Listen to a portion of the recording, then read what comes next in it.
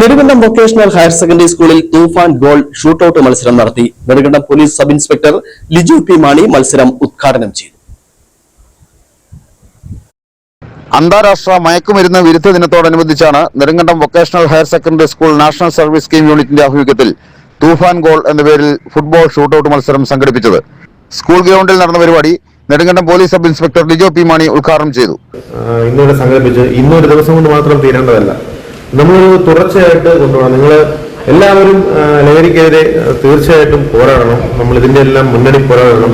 ശരിക്കും ഒരു തൂഫാൻ വാരിയേഴ്സായി നിങ്ങളെല്ലാവരും മാറണം.